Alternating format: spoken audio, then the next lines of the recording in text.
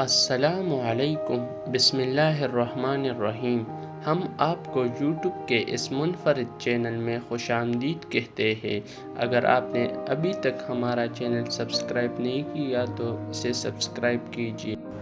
امیر باپ غریب باپ پارٹ 6 کتاب کا چھٹا حصہ پر نہیں مگر ذہن اس کے سہارے کیا گیا ہو، بجائے اس کے کہ ہم روزانہ صبح اٹھے اور مسائل کے حل کے لیے کام پر روانہ ہو جائیں، کیونکہ ہمارے سروں پر واجبات ادا کرنے کے لیے روپے کی ضرورت منڈ لا رہی ہے جو ہمیں خوفزدہ کرتی ہے۔ سوچنے سے مراد ہے کہ صرف اتنا موقع میسر آ جائے کہ ہم خود سے ایک سوال کریں۔ یہ سوال جیسے کیا سخت محنت سے مسائل کا حل نکل سکتا ہے؟ زیادہ تر لوگ اتنے دہشت زدہ ہوتے ہیں کہ وہ خود سے بھی سچ بولنے کی جرات نہیں کرتے، کہ ان پر خوف کا عنصر غالب ہے اور وہ سوچنے کی صلاحیت سے محروم ہے اور گھبرا کر گھر سے نکل بھاگتے ہیں۔ کانٹوں کا سوچ نصف النہار پر ہے۔ صحیح خیالات کے انتخاب سے میری مراد یہ ہے اور ہم یہ کیسے کرتے ہیں؟ مائک نے پوچھا۔ یہی تو میں تمہیں سکھانے جا رہا ہوں۔ میں تمہیں بتلاؤں گا کہ صحیح خیالات کا چناؤ کیسے کیا جائے، بجائے اس کے کہ ہم فوری رد عمل کے تحت کوئی سوچ ذہن میں بٹھا لیں، جیسے گلی میں کافی انڈیلتے ہوئے صبح ہی صبح کام پر بھاگ جانا۔ جو میں نے پہلے کہا اسے مت بھولو۔ نوکری ایک لمبے دورانیے کے مسئلے کا وقت حل ہے۔ عام لوگوں کے ذہنوں میں ایک ہی مسئلہ ہوتا ہے اور وہ اس کے فوری حل کی طرف لپکتے ہیں۔ عام طور پر یہ واجبات ہوتے ہیں جو مہینے کے آخر میں ادا کرنے ہوتے ہیں، اور یہی کانٹے دار جڑیے کا جھنڈ ہے۔ اب پیسہ ان کی زندگیوں کو چلانے لگتا ہے، یا یہ بھی کہا جا سکتا ہے کہ پیسے سے عدم واقفیت یا خوف ان کی سوچوں پر حاوی ہو جاتا ہے، چنانچہ وہ یہی کرنے لگتے ہیں جو پہلے ان کے والدین کرتے رہے، یعنی صبح اٹھے اور کام پر چلے گئے۔ ان کے پاس اتنا وقت بھی نہ تھا کہ جانے سے پہلے خود سے سوال کرتے کیا کوئی اور راستہ ہے۔ اب ان کی سوچوں پر ان کے جذبات کی اجاراداری ہے اور وہ عقل کے بجائے جذبات کے تابع ہو کر فوری رد عمل پر عمل پیرا ہے۔ کیا تم ہمیں جذباتی سوچ اور ذہنی سوچ کے درمیان فرق بتا سکتے ہو؟ مائک نے پوچھا۔ ہاں، میں تو ہر وقت اس بارے میں سنتا رہتا ہوں، امیر ڈیڈ نے کہا۔ میں ایسی باتیں سنتا ہوں جیسے ہر ایک کو کام کرنا ہوتا ہے، یا یہ کہ تمام دولت مند اول نمبر کے دھوکے باز ہیں، یا مجھے دوسری نوکری مل جائے گی، یا میری ترقی ہوگی، یا تم مجھے ادھر ادھر لڑکا نہیں سکتے، یا مجھے یہ نوکری پسند ہے کیونکہ یہ مستحکم ہے، وغیرہ وغیرہ، بجائے اس کے کہ یہ کہا جاتا کہ یہاں کسی چیز کی کمی ہے اور صرف ایک فکرے سے جذبات کا تانا بانا ٹوٹ جاتا اور سوچ میں نکھار پیدا ہوتا۔ مجھے یہ قبول کرنے میں عار نہیں کہ یہ اچھا سبق تھا۔ اس نے ہمیں یہ بتلانے کی کوشش کی تھی کہ آیا کوئی شخص جذبات کی رو میں بہہ کر بات کرے یا نکھری ہوئی سوچ اور ذہن کی معاونت کے ساتھ اپنے خیالات کا اظہار کرے تو دونوں کی جانچ کیسے ممکن تھی؟ اس سبق سے زندگی بھر میں نے استفادہ کیا۔ خاص طور پر مجھے اس وقت اس بات کا شدت سے احساس ہوتا جب میں سوچ بچار کے بغیر فوری رد عمل اظہار کرتا۔ جب ہم اسٹور کی طرف واپس آ گئے تو امیر ڈیڈ نے بتلایا کہ امیر لوگ پیسہ ضرور بناتے تھے مگر اس کے لیے وہ کام نہ کرتے تھے۔ اس نے بتلانا شروع کیا کہ جب میں اور مائک کانسی کے اسکولوں کی ڈھلائی کر رہے تھے، یہ سوچ کر ہم پیسہ بنا رہے تھے تو ہم تقریباً اسی راستے پر چل رہے تھے جس طرح امیر لوگ سوچتے ہیں۔ مسئلہ یہ تھا کہ جعلی کرنسی بنانا غیر قانونی اقدام تھا۔ حکومت اور بینک تو یہ کر سکتے تھے، ہم نہیں۔ اس نے غیر قانونی اور جائز طور پر پیسہ بنانے کی تفصیل سے ہمیں آگاہ کیا۔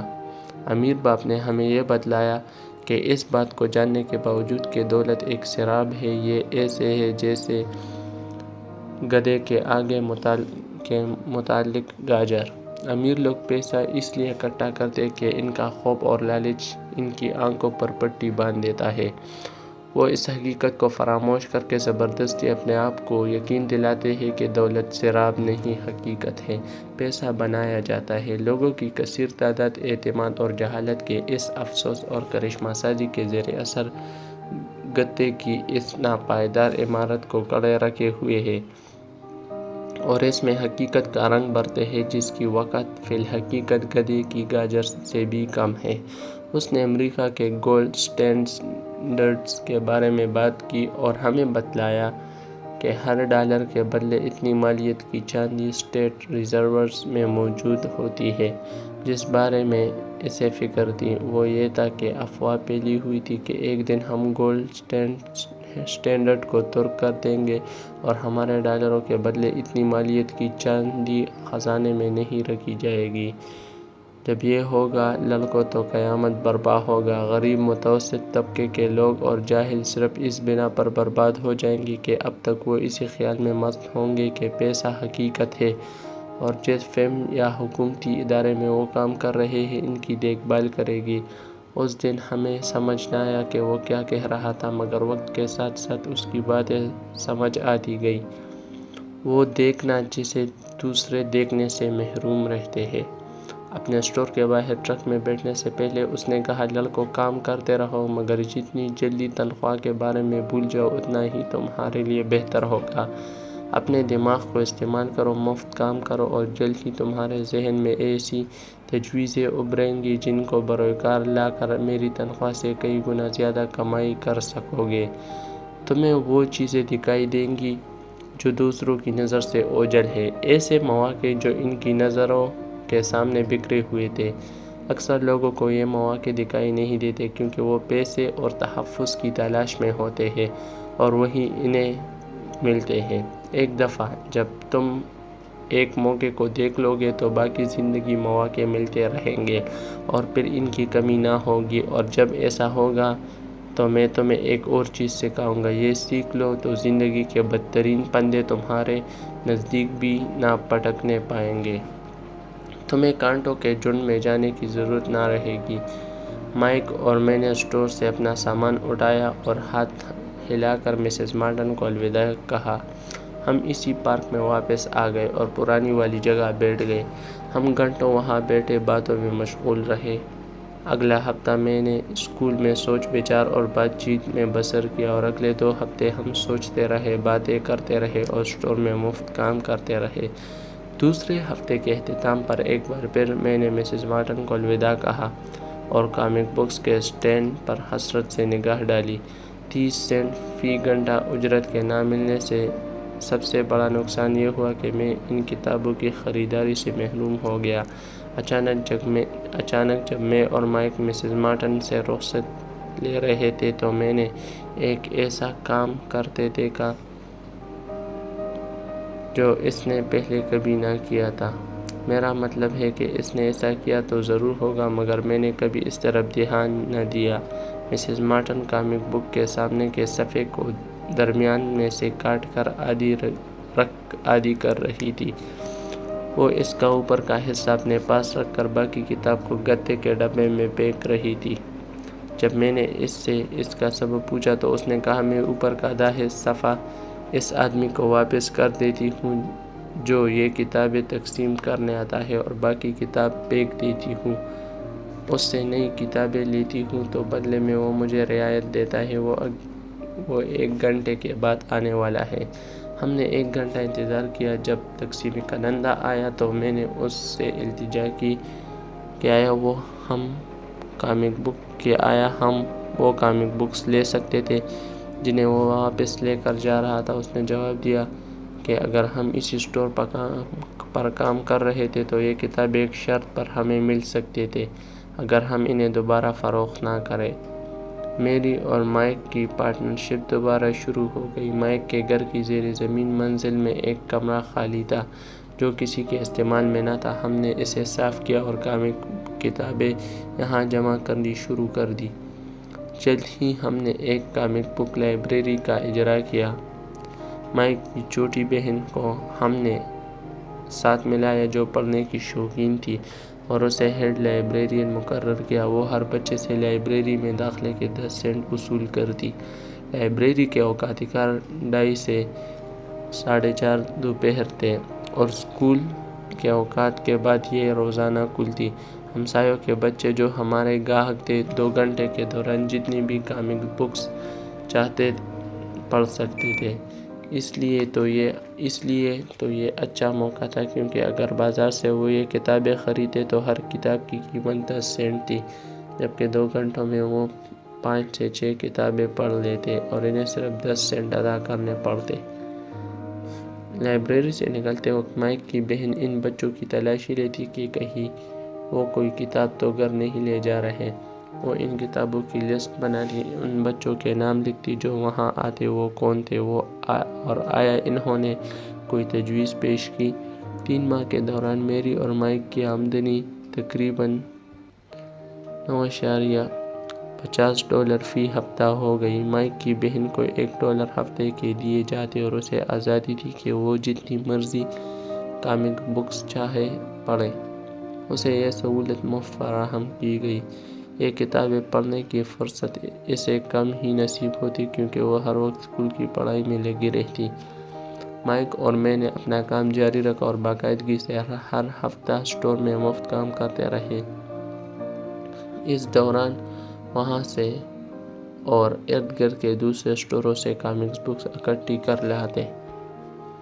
جب یہ کتابیں بہت سخت خستہ حال ہو جاتی تو ہم انہیں جلا دیتے۔ ہم نے لائبریری کی ایک اور شاخ کھولنے کی کوشش کی مگر اس میں ہمیں کامیابی نہ ہوئی کیونکہ مائک کی بہن جیسا مخلص کام کرنے والا ہمیں نہ مل سکا۔ چھوٹی عمر ہی ہمیں اندازہ ہو گیا کہ محنتی ملازم کا حصول کتنا دشوار تھا۔ لائبریری کو کام کرتے 3 ماہ گزر گئے تو لائبریری میں جھگڑا ہو گیا۔ اطراف کے کچھ آوارہ گرد لڑکے زبردستی اندر گھس آئے اور جھگڑا شروع کر دیا۔ مائک کے ڈیڈ نے ہمیں کاروبار بند کرنے کی صلاح دی، چنانچہ ہمارا لائبریری کا کاروبار ٹھپ ہو گیا اور ہم نے ہفتہ وار اسٹور میں کام بند کر دیا۔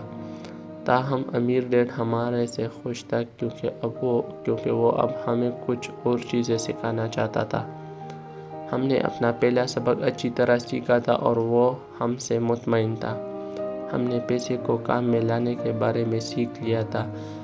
اسٹور میں مفت کام کرنے کی بدولت ہم نے مجبور ہو کر ذاتی کاروبار شروع کیا اور روپیہ کمانا شروع کر دیا۔ اس لیے ہم کسی اجر کے محتاج نہ ہوئے اور سب سے اچھی بات یہ ہوئی کہ پہلے ہی کاروبار میں ہمیں منافع ہوا، حالانکہ ہم وہاں موجود بھی نہ تھے۔ پیسہ ہمارے لیے کام کر رہا تھا۔ پیسہ دینے کے بجائے امیر ڈیڈ نے ہمیں جو کام کی باتیں بتائی تھی وہ اس سے کہیں زیادہ قیمتی تھے۔ دوسرا سبق: مالیاتی تعلیم کیوں لازم ہے؟ 1990 میں میرے بہترین دوست مائک نے اپنے باپ کی کاروباری سلطنت سنبھال لی اور اس کی کارکردگی اپنے باپ سے بھی اچھی ہے۔ سال میں 1-2 بار ہم گولف کورس پر ایک دوسرے سے ملتے ہیں۔ وہ اور اس کی بیوی اندازے سے بڑھ کر امیر ہے۔ دولت مند باپ کا کاروبار عظیم ہاتھوں میں ہے اور مائک اب اپنے لڑکے کو اپنی جگہ لینے کی تربیت دے رہا ہے جیسے اس کے باپ نے ہمیں تعلیم دی۔ 1994 میں 47 سال کی عمر میں کام سے کنارہ کش ہو گیا۔ میری بیوی کم اس وقت 37 برس کی تھی۔ ریٹائرمنٹ کا مطلب یہ ہرگز نہیں کہ میں نے کام چھوڑ دیا اور بیکار بیٹھ گیا۔ میرے اور میری بیوی کے لیے اس کا سادہ مفہوم یہ تھا کہ حالات کے تحت ہم کام بھی کر سکتے ہیں اور آرام سے بیٹھ بھی سکتے ہیں۔ ہماری دولت میں خود بخود اضافہ ہو رہا ہے اور ہم افراط زر سے کجا آگے ہیں۔ ہماری سرمایہ کاری اتنی مستحکم ہے کہ اپنے آپ اس میں اضافہ ہو رہا ہے۔ میرے خیال میں یہی حقیقی آزادی ہے۔ یہ ایسے ہی ہے جیسے انسان ایک پودا لگاتا ہے۔ شروع میں تم اس کی آبیاری کرتے ہو اور اس کی دیکھ بھال کرتے ہو اور پھر ایک دن ایسا آتا ہے کہ اسے تمہاری ضرورت نہیں رہتی۔ یہ اپنے آپ نشو و نما پاتا ہے، اس کی جڑیں کافی گہرائی تک چلی جاتی ہیں اور پھر یہ درخت آپ کو سایہ مہیا کرتا ہے اور آرام پہنچاتا ہے۔ مائک نے سلطنت کو چلانے کا فیصلہ کیا۔ میں نے دستبرداری کی۔ جب میں لیکچر دیتا ہوں تو عام طور پر لوگ سوال کرتے کہ میں انہیں کیا مشورہ دیتا ہوں یا وہ کیا کر سکتے ہیں، انہیں کیسے ابتدا کرنی ہوگی، کیا ان کے پڑھنے کے لیے میں کوئی اچھی کتاب کا مشورہ دے سکتا ہوں، انہیں بچوں کی تربیت کیسی کرنی چاہیے، کامیابی کا راز کیا ہے، میں کروڑوں کیسے کما سکتا ہوں۔ مجھے ہمیشہ وہ مضمون یاد آتے ہیں جو مجھے پڑھنے کے لیے کبھی دیا گیا۔ وہ ایسے تھا، امیر ترین تاجر۔ 1923 میں ہمارے امیر ترین تاجروں اور چوٹی کے لیڈروں نے شکاگو کے ایچ واٹر بیچ ہوٹل میں ایک کانفرنس میں شرکت کی۔ ان میں چارلس شواب تھا جو ایک عظیم ترین خود مختار اسٹیل کمپنی کا سربراہ تھا، سیموئل انسل تھا جو دنیا کی سب سے بڑی یوٹیلیٹی کا صدر تھا، ہاورڈ ہابسن تھا جو عظیم ترین گیس کمپنی کا سربراہ تھا، آئیورو کروگر تھا جو بین الاقوامی میچ کمپنی کا صدر تھا جو ان دنوں دنیا کی سب سے بڑی کمپنی تھی، لیون فریزر جو بینک آف انٹرنیشنل سیٹلمنٹس کا صدر تھا، رچرڈ ڈوڈنٹی تھا جو نیو یارک اسٹاک ایکسچینج کا صدر تھا، آرتھر کاٹن اور جیسی لورمور تھے جو سب سے بڑے اسٹاک بروکرز تھے، اور البرٹ فال جو صدر ہارڈنگ کی کابینہ کا رکن تھا۔ 25 سال بعد ان میں سے 9 کا انجام حسب ذیل ہوا۔ شواب قسم پرسی کی حالت میں مرا۔ 5 سال تک اس نے ادار مانگ کر گزارا کیا۔ انسل بھی دیوالیہ ہو کر ایک بیرونی ملک میں مرا۔ کروگر اور کاٹن بھی کنگال ہو کر اگلے جہاں سدھارے۔ ہابسن پاگل ہو گیا۔ وینٹی اور البرٹ ابھی جیل سے رہا ہوئے ہیں۔ فریزر اور لورمور نے خودکشی کی۔ مجھے شک ہے کہ شاید ہی کوئی آدمی بتا سکے کہ اصل میں ان پر کیا بیتی۔ اگر آپ 1923 کے سن پر نگاہ کرتے ہیں تو 1929 سے کچھ دیر پہلے مارکیٹ افات کا شکار ہوئی اور عظیم مالی کے ساتھ بازاری کا بحران رونما ہوا، اور مجھے یقین ہے کہ اس مالیاتی دباؤ نے ان لوگوں پر گہرے اثرات قائم کیے اور ان کی زندگیوں میں انتہائی تبدیلیاں رونما ہوئیں۔ بات یہ ہے کہ آج کے دور میں تبدیلیوں کا عمل اس زمانے کی نسبتاً تیز تر ہے جب یہ لوگ زندگی کی دوڑ میں شامل تھے۔ مجھے اندازہ تھا کہ آنے والے 25 سالوں میں ویسے ہی زیر و بم ہوں گے جیسے اس زمانے میں ہوئے۔ مجھے فکر ہے کہ آج بھی بہت سارے لوگ دولت کے پیچھے بے تحاشا بھاگ رہے ہیں۔ تعلیم کی طرف ان کی توجہ کم ہے جو ان کی سب سے بڑی دولت ہے۔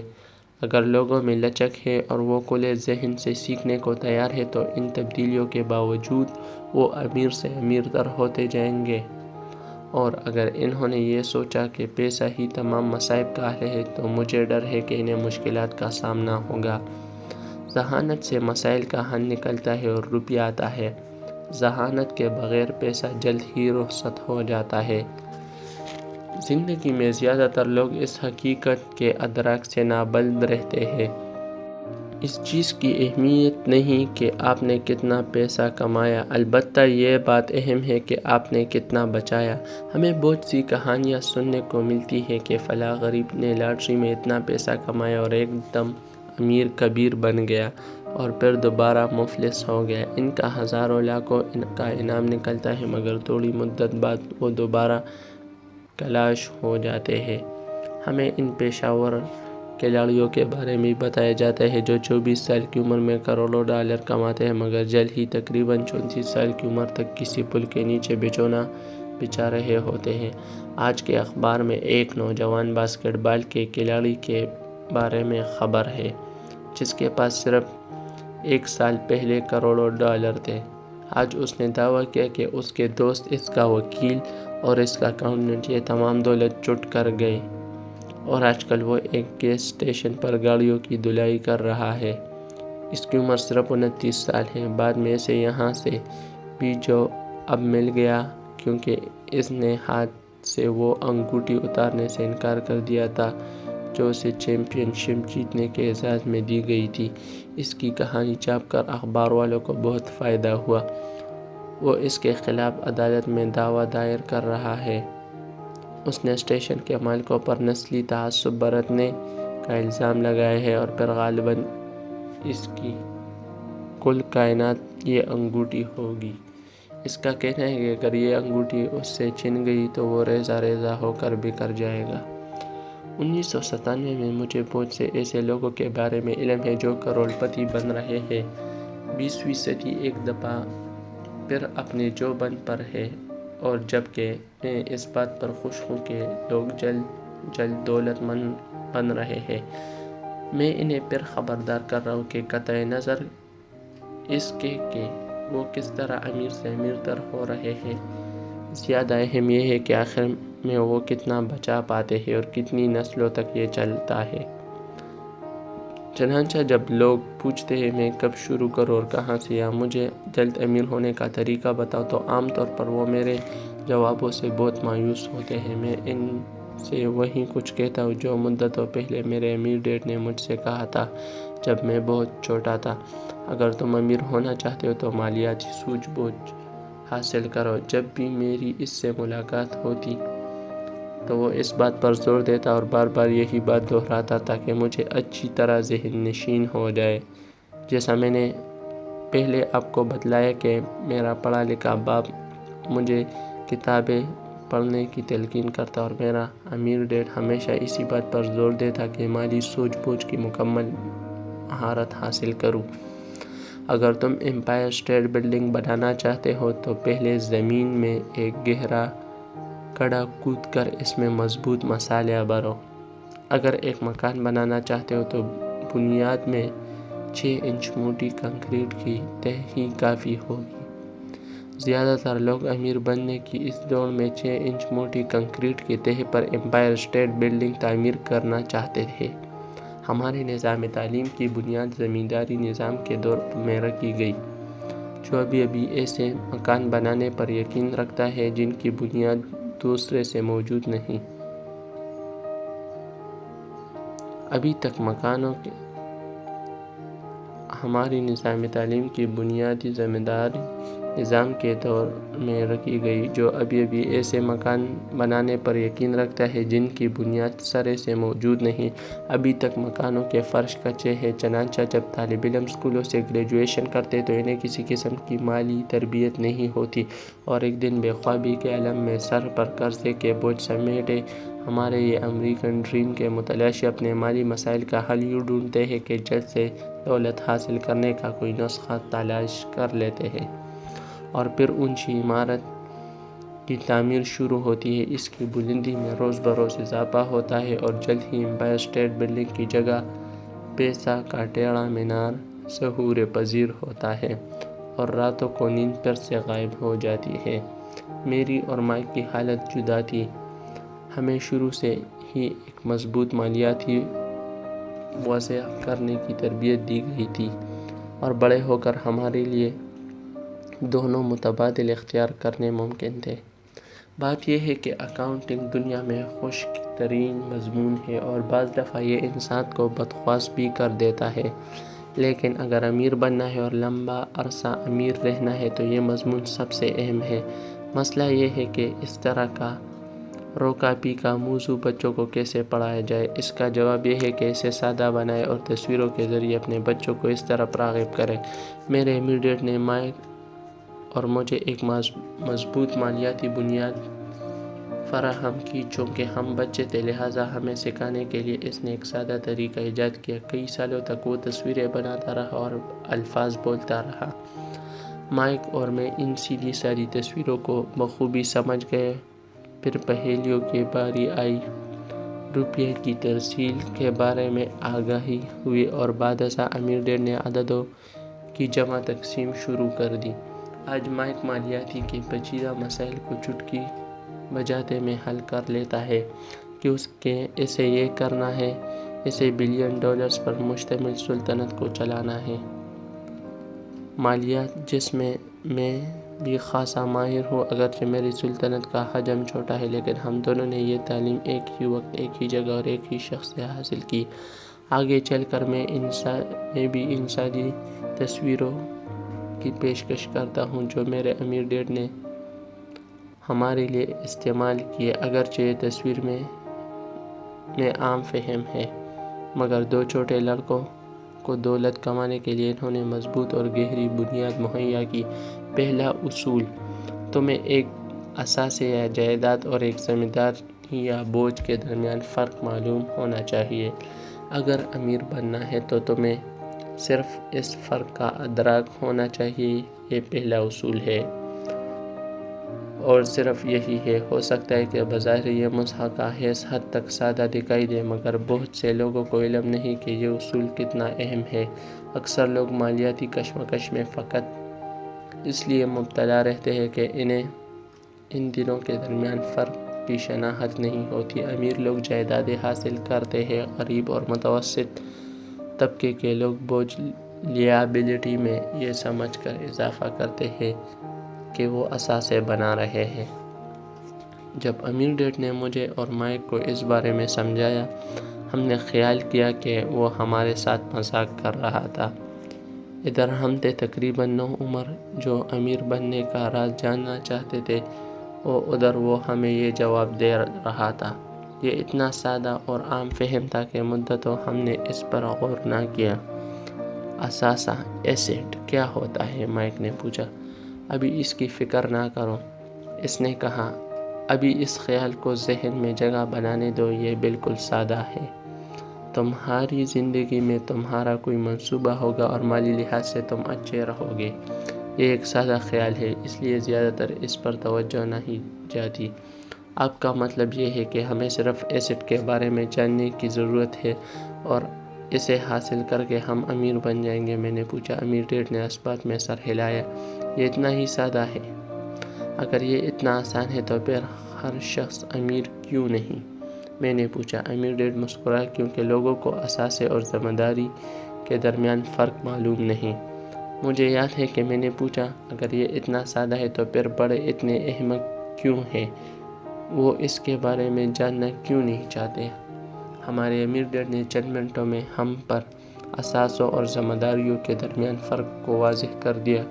بطور ایک جوان آدمی کے دوسرے ہم عمروں کے سامنے اس کی وضاحت کرنے میں مجھے مشکل کا سامنا ہے۔ کیونکہ جوان آدمی زیادہ تیز ہوتے ہیں، عام طور پر بڑے اس خیال کی سادگی کی وجہ سے اسے بالکل نظر انداز کر دیتے ہیں، کیونکہ انہیں مختلف تعلیم دی گئی ہے۔ انہیں پیشہ ور اور پڑھے لکھوں نے تعلیم دی، جیسے بینکرز، اکاؤنٹنٹ، پراپرٹی ڈیلرز، مالیاتی منصوبہ ساز وغیرہ وغیرہ۔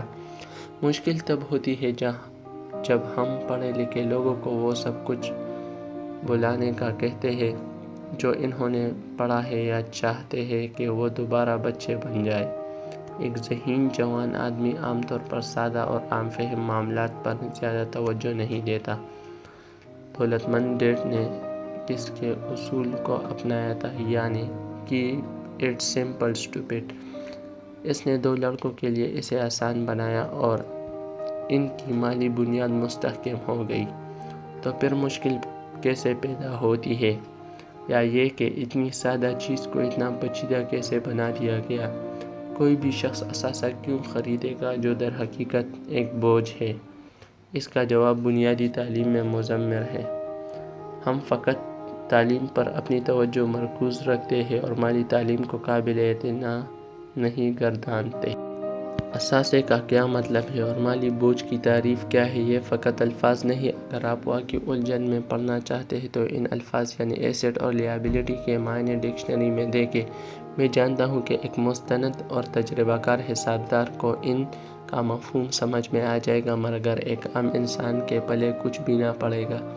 مگر عام طور پر جب ہم بڑے ہو جاتے ہیں تو کسی بارے میں بھی لا علمی کے اعتراف کو کثر شان خیال کرتے ہیں۔